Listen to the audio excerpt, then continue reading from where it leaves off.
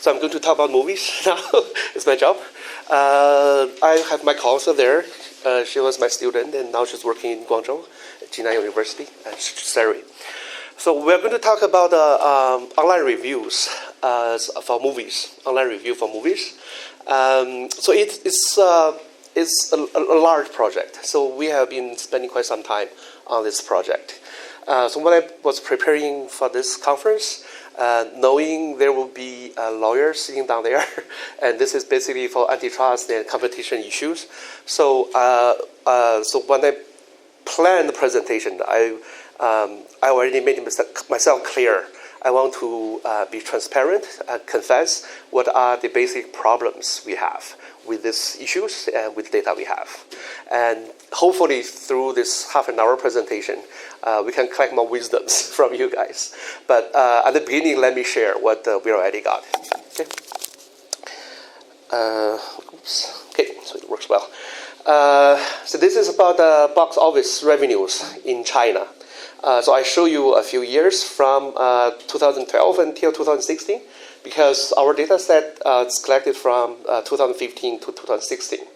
And we want to show you, hey, look, over those 2 years is huge change in China on the box office. So along this period, and Chinese people really started going back to the movie theaters for movies. Meanwhile, this tells you the number of Chinese internet users, so internet users in China.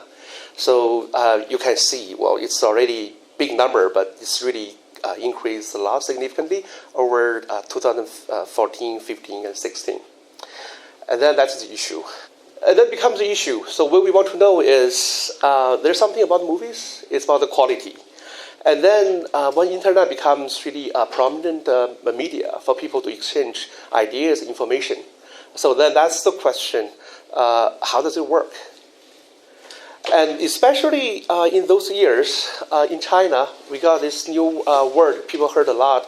It's called 水军. So sorry, for the people who don't understand Chinese, if I translate it, it's literally called water army. So I think my shallow understanding what that means is a navy. Okay, that's a better word. No, I guess, okay, so let's come back to the literal. It says water army. I think that's the idea. When people started really using internet, they use the forums, try to put down information there to exchange ideas, information. And they try to, a lot of people started using, try to fill in the blank spots to give a lot of useless blank information. And this is called irrigating the field.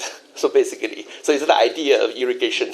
And so that's what I think my shallow understanding, my understanding is this is probably comes from that.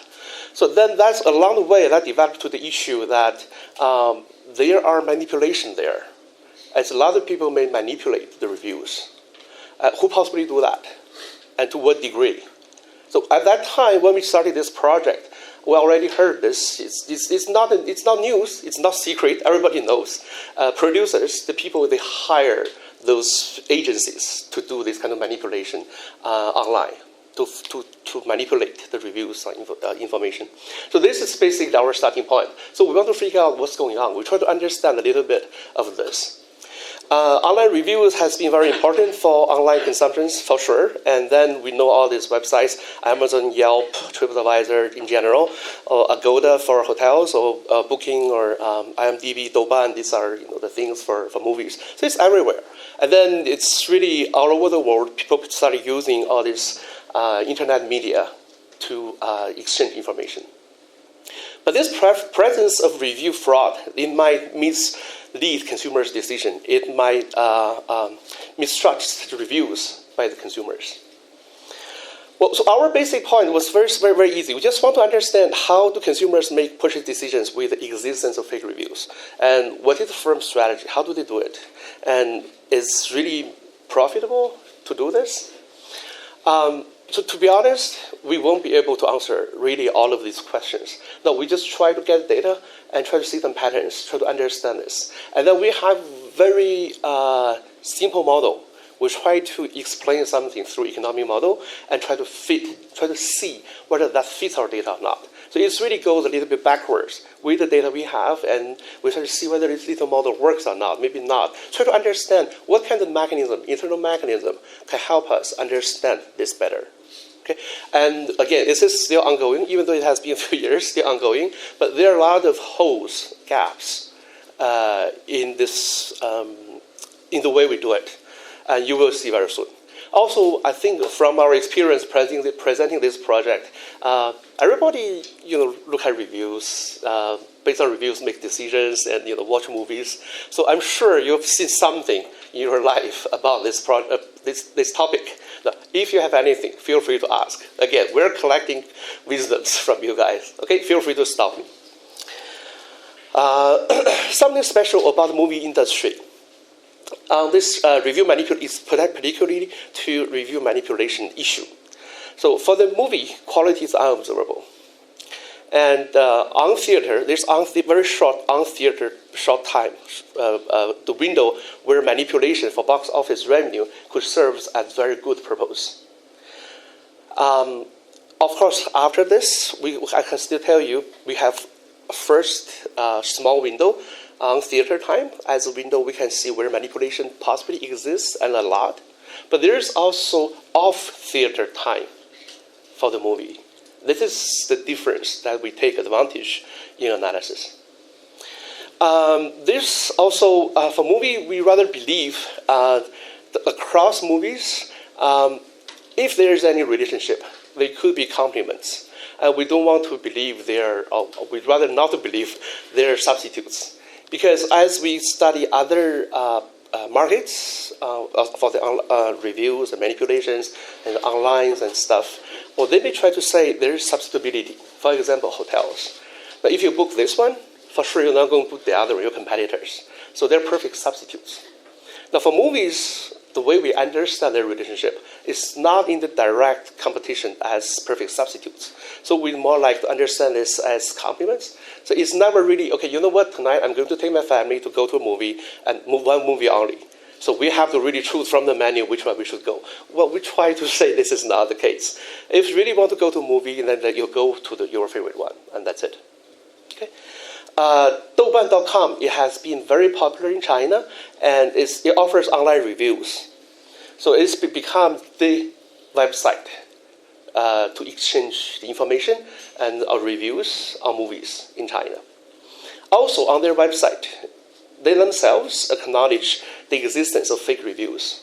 So in their own announcements, and also in Xinlang.com's report, they also acknowledge there exists these fake reviews. But now you can see slightly, from time to time, I switch between these terms. I sometimes say this is manipulated reviews, this is manipulation. And sometimes I say this is fake. So it's really, to me, for this purpose of this project, it's substitutable. It's just like you're not being honest. But obviously, especially for lawyers, if you go deeper, this could mean different things. But let's be clear, I don't have any distinction between these two names. It's the same to me here. Okay. In Baidu search trend, I'm trying to show you how important the Douban.com is. Now, in China, we don't really have Google. So Baidu is pretty much the only search engine there. And if you search something about movie, and this is the trend, this about search index, and it shows you the list. And this Douban.com ranks number 4. The first few, there are either Baidu itself or the other two are movie download websites. So again, all I'm saying is we're looking at Douban.com, the data from there, it's worthwhile. It has value, and it's the website we have to go. Okay.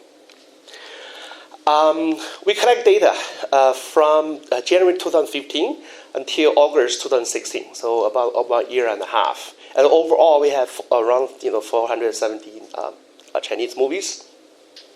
We exclude foreign movies. Well, we don't really have that many anyway.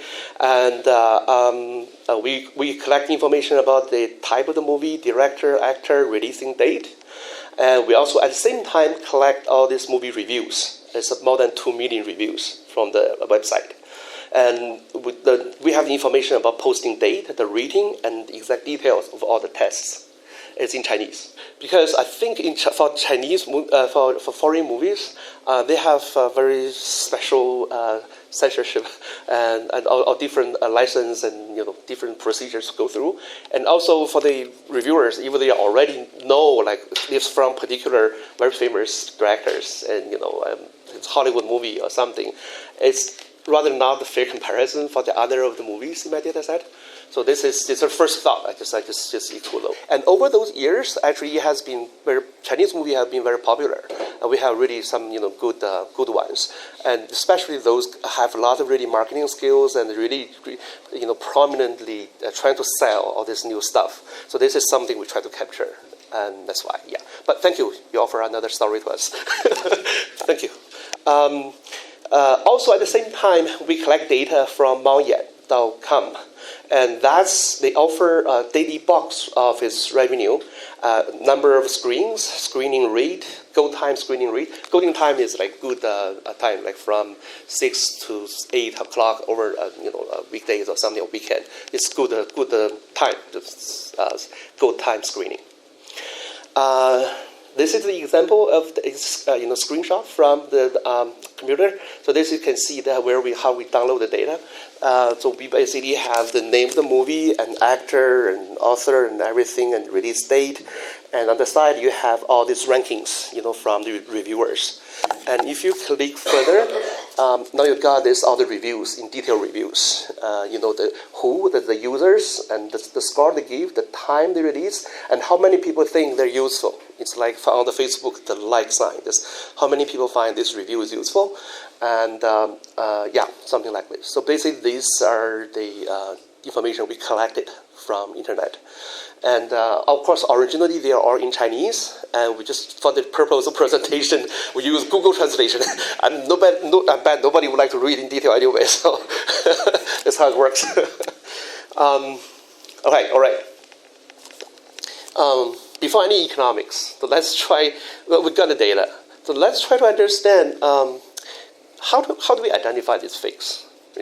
So again, I call it fakes because it's really, they're manipulated in a way, they probably have some incentive to distort the report. They don't want to just tell you the truth, being honest. So let's call them fakes. And then the question here is, how can we identify their fakes? So at the beginning, we were very ambitious. We thought, this is easy. Finding something is fake, that's so easy. It's just not right. But then what we're really fighting against is the human nature. It's the sophistication of human nature. It is one simple thing, same thing can be viewed so differently, reported so differently just by general public, by different people. So this is called preference in economics. So it's hard for us to distinguish that. Okay, so what we applied on the first step, we tried this very standard technique, something very standard to use in applied econometrics, propensity score matching. So we have, there's something special about movie. So if it's the first week on theater, that's exactly where the manipulation occurs. Now there's a reason for you to manipulate. You want to have more revenue.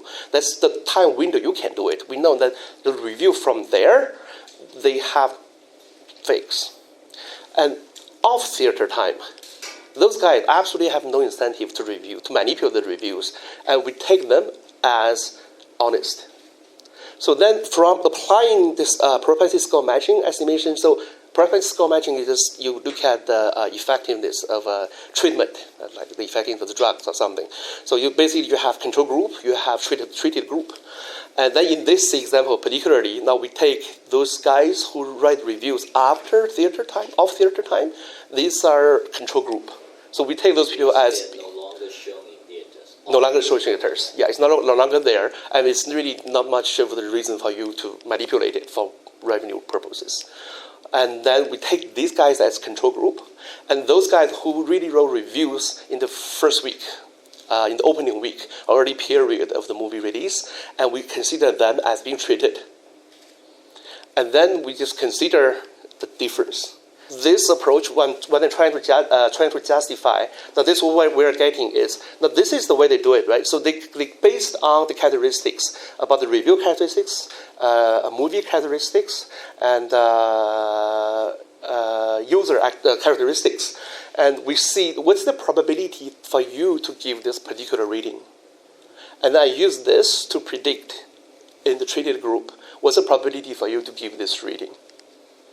And then when we compute this average treatment effects, so what we're really getting is based on the paired group.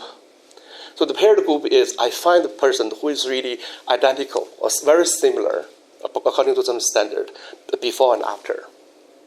Okay, and this matched pair, I say, okay, no, they have the same preference. Now these guys are just they either go before, go after, these are the same. They don't make this difference between them. But there are unmatched ones.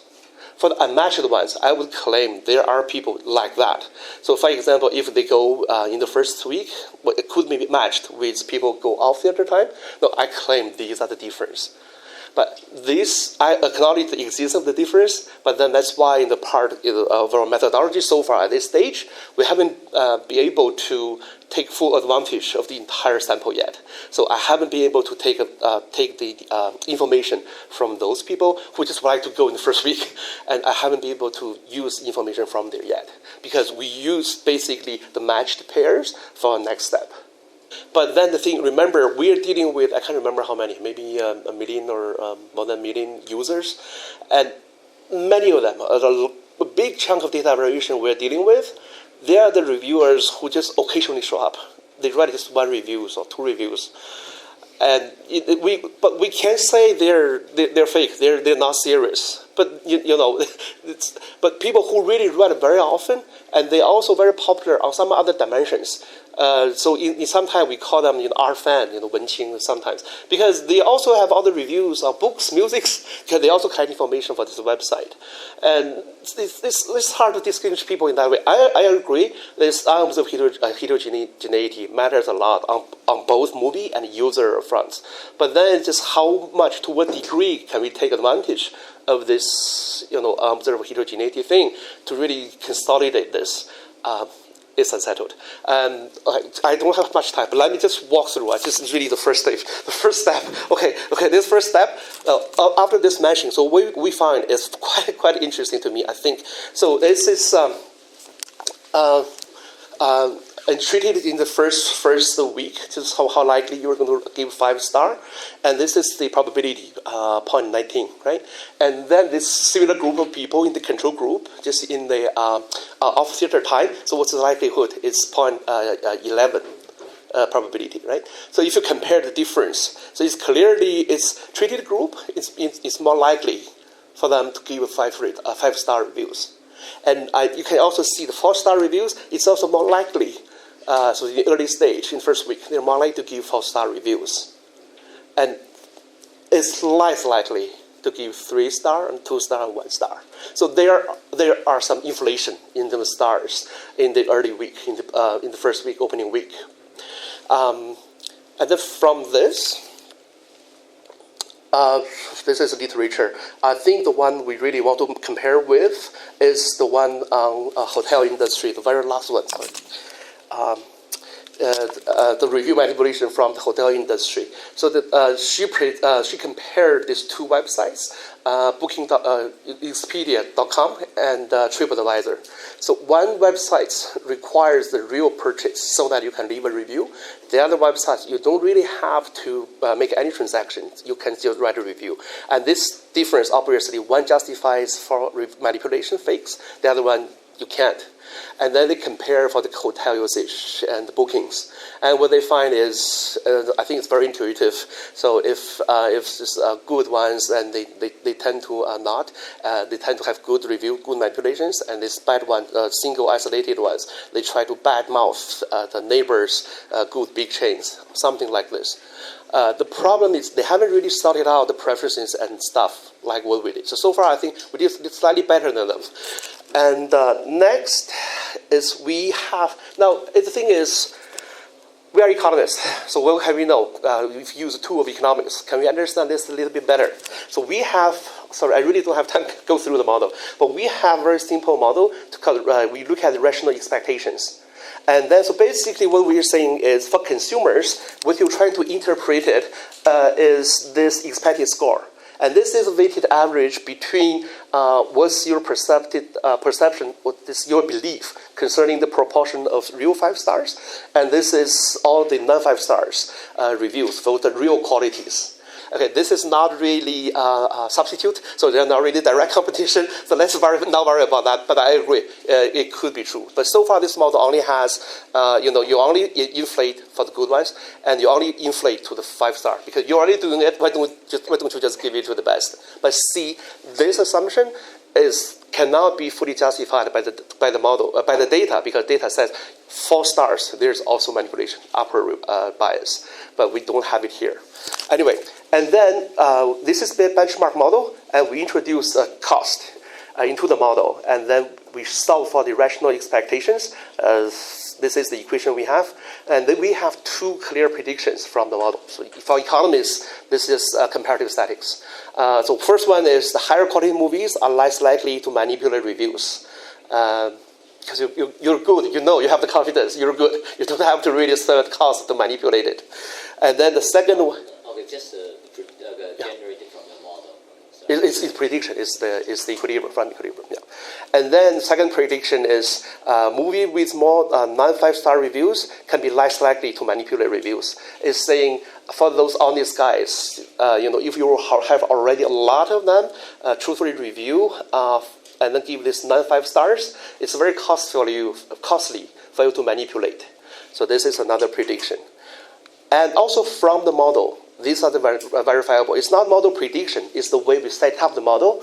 And actually, fake reviews actually hurt the box office. Again, this is not the prediction, it's the way we set up the model about the equation, expected scores. Because this is the way we understand the reviewers and consumers. So once you see, you observe, you think, you suspect this is fake review, you actually downgrade it to 0, downgrade it to really use this. It's the best, the worst one. So basically, you punish.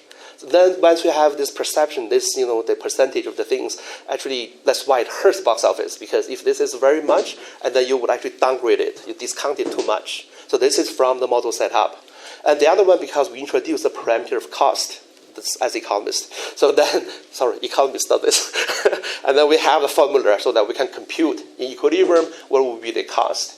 And then we use the data, we just matched pairs. Again, sorry, we only use matched pairs, meaning we didn't really take fully into account the guys who just would like to go to in the first week and how they make their choices and stuff. We don't have it there.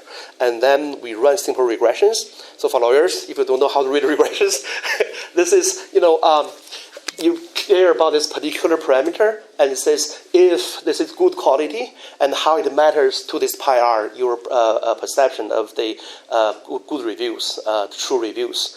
Now this is positive. So the higher the quality, the more likely you have the higher, more real reviews. So it's consistent with the model prediction. The second one we look at is the number of non-5 star reviews about reflecting true qualities is also consistent with the model. And this one is whether it hurts the box office or not. And then the answer is yes, because the more higher your belief, your perception, more box office. So that means if they believe there are more fake reviews, it's the opposite direction, and that should lower the box office. So it hurts the box office. But again, and then we can calculate the cost. Because we have the model in a very reduced form way, and instead have the objective functions, so we don't really have very good interpretation of this. What is the cost? What cost means? So I would roughly say that means, on average, this point is 0.0014 on average. This cost manipulation means, now if you have 1,000 fake reviews, now that should drag lower down your perceptions to the real values about 1.4, one scores, about 1.4 stars. So this is my very rough interpretation of the cost. Well, we can so far map this into dollar values into the box office, because there's some other decisions we don't really want to make and we don't really have in the data, in the model. We don't really know because we have these fake reviews that affects people who wouldn't be able to originally come to theater. Now they buy the tickets. So we don't really have that in the model. So we cannot really say too much about the box office, the impact of box office. And this is, okay, last minute, fun part. We use texture analysis. So we compare two groups of reviews within the movie because we have matched pairs. And we know, now on average, you're supposed to give something lower, but you give 5 stars. Now we take you as fake reviews, right? So we have group of fake reviews and group of true reviews. This is mechanically from what we compute, from the way we analyze in the first step. And then we use texture analysis. So we find a measure to compare them, see how similar they are to the reviews of theater time. And then we design this measure to compare the difference, compare the similarity between groups of reviews. For example, now this is a movie by Andy Lau, if you know. It was a pretty good one. I was really touched. Okay, anyway, it's a lot. See, okay, lots and love. Now, this is, for the first group, for the, first on theater time, if you take from the reviews and find the 20 keywords and give them the weight, it's really computer science. How they design weight, I don't know. And then it's there. And then the next group is off theater time, and from all the reviews, I take 20 keywords, and they also give us the weights. Now I find the same ones, so the same keywords, and can compare how different they are across their weights. Okay, now this is what we got. So if you compare the fake reviews with the control group with the reviews after theater, it's 0.24 similarity. And if you compare those true ones, real ones, we think real ones, to the control group, to the ones off theater, is 0.35, so which means it's higher. So it somewhat helps, somewhat confirm, it's a good way. Somewhat is confirmed it's not bad. But how much of improvement is better? I mean, it's only like 11 percentage points. I mean, is it good enough? But this somewhat for fun, but it shows us this works, the idea works, but then it's a lot more. Okay. Last minute. This is the fun part. For here, whoever is economist, you may not really like the model we gave just now, because the rational expectation model very simple. It's good way because we have it in a very reduced form way, because we can have the room to accommodate a lot of variations of different detailed decision models. We don't have it there, but it's good. Now, if you're a very good theorist, you may ask, what if I have some more cool, some more awesome micro models to explain how they make decisions, whether to write a fake review or not? Now, this is a version we had earlier. It's a fake review, just use signaling model. So somebody wants to signal something, at a signal framework, and then it says something. We have very well designed model, but then we applied mixture framework. You have good movies, bad movies, good state, bad state, and then you have different people, and then you try to identify those probabilities and try to see the possibility. And we found, doesn't matter how much we think signaling model is or how great that is, it doesn't fit in this application. It cannot explain, because all these probabilities, in theory, they're supposed to be the same, because the probability of you choose some action, take some action, is independent of your state, which is you don't know. But then when we condition on state, this is never the same. So that means this framework cannot help us to explain, to understand this application. So that's what we tried. And yeah, I don't have anything else. Thank you. Sorry for overrun.